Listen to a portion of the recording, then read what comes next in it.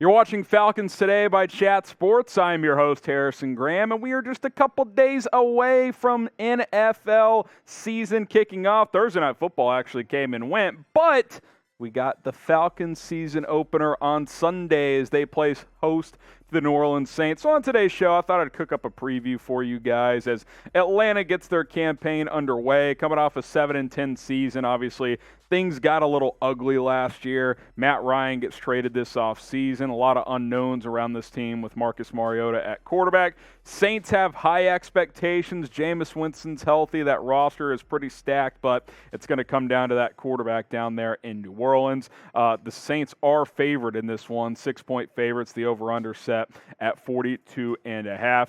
1 o'clock Eastern kickoff, 12 o'clock Central Time as the Saints come down to Atlanta.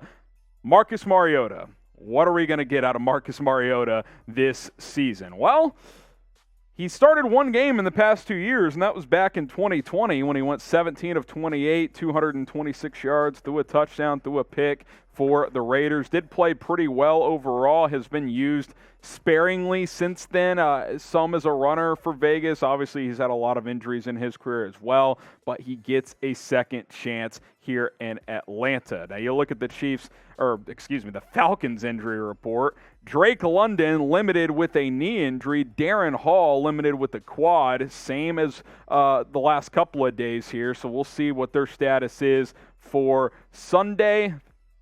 The Saints injury report been much more stacked, by the way. Hopefully, the Falcons don't have to face them at full strength. Who you got in this matchup? Type ATL for the Falcons, type NO for the Saints. Who you got here in week one? Here's the beauty. Everyone out there is saying Falcons aren't going to be good. They're not going to be this. They're not going to be that. Well, everyone's 0-0 to start the year. So it's up to the Falcons to prove people wrong. Type ATL if you're rolling with Atlanta. Type NO if you're rolling with the New Orleans Saints. All right, 5 keys to victory to take down New Orleans. How about get to Jameis Winston? And look, this sounds obvious, right? Put pressure on the quarterback. Well, he's coming off a torn ACL, so ideally he would not like to move around that much. So put some pressure on him, force him to test that knee a little bit. Now, the Falcons' pass rush woes have been very well documented. League worst 18 sacks a year ago. 11 worse than second place. Philadelphia had 29. That's got to change. You got to get at least 30 sacks this year. 32. You got to be a team that can put some pressure on opposing defenses. While this Falcons secondary has some potential, can't cover forever. You got to get after the quarterback. Now you look at the Falcons front.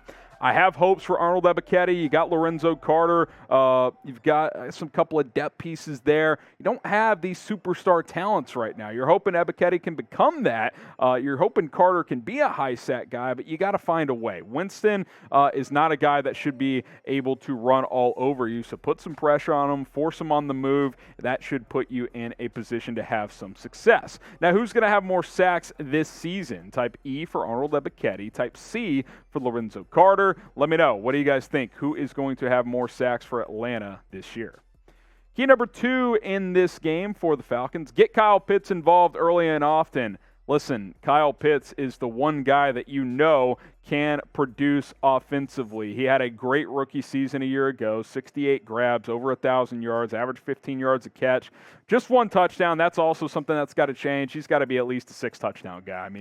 He's someone that every time you're in the red zone, whether it's Marcus Mariota or Desmond Ridder playing, he's got to be the first read on just about every single play. Make no mistake, Kyle Pitts is the best player on the Falcons, especially offensively. Get him the football. It's a really simple concept. What's the old Nick Saban quote, Coop? Think players, not plays. Just get your best players targets. It's really that easy. Hopefully Drake London plays and could be a reliable player as well. But Kyle Pitts is your alpha dog offensively. Get him involved. And if he has enough big plays, that'll open up opportunities for guys like Cordarrelle Patterson. All right, BetUS is the place to go if you want to go bet on this one between the Falcons and the Saints. Head over to chatsports.com/betfalcons and use promo code Falcons125 to get a 125% deposit bonus. Show those betting odds again for you guys here. Saints, 6-point favorites, despite this game being in Atlanta, over-under at 42.5. I think I like the over in this game. Not sure about the point spread. I'd have to think about that one a little bit more, but I might throw some cheddar on the over. Chatsports.com/betfalcons. Promo code Falcons125. Key number 3, win the turnover battle. Listen, this is true just about in every game. If you win the turnover battle, you got about a 75% chance of winning in the NFL. That's just how it works. You win turnovers, you win third downs. The key stuff wins games. I mean, it really does come down to the little things in the National Football League. So get pressure on Jameis, like I said. Last year he wasn't turnover prone, but in his career he has been. He had a 30-interception season for Tampa a few years ago. Force him to force the ball downfield, get guys' hands on the football, and hopefully you take the ball away. That will go a long way to winning this game. Okay, establish a role for Tyler Allgeier. Can he get involved in the offense? Cordarrelle Patterson is not an every down running back. Tyler Allgeier is a guy out of BYU that needs to get some touches. 5th-round pick this year. He's established himself kind of as that number 2 back. He might be your best pure runner on this team because, again, Patterson is kind of just a use-it-all Swiss Army knife. He's not a guy that should get 20, 22 carries a game. Allgeier should get 8 to 10 touches, I would think, in this one, and he could be a big piece moving forward for this Falcons offense. Again, it's not like they're loaded, especially in the backfield. This is a team that should, mix and match carries, see who stands out, and Allgeier should be a guy that gets some opportunities. So hopefully he gets some carries, gets some catches out of the backfield, easy completions for Marcus Mariota. Falcons fans, make sure you guys subscribe to the channel because we'll continue to bring you daily videos, or at least videos as often as possible here on Falcons Today. The latest news, rumors, game previews like this one, analysis, post-game shows. We'll have you covered. YouTube.com/Falcons TV. Don't miss any of our videos here on Falcons Today. Key number 5, it's a home game. It's the season opener. Bird Gang, get loud. Let's go. Fill up the stadium. Let's not be that fan base that isn't selling out the season opener, even though there's not a ton of hype this year around the Falcons. Come on, let's go. Get loud early and often. Put some pressure on New Orleans and pull off the Week 1 upset to start 1-0. Fans, some of these things come down to you as well. You do play a role, believe it or not.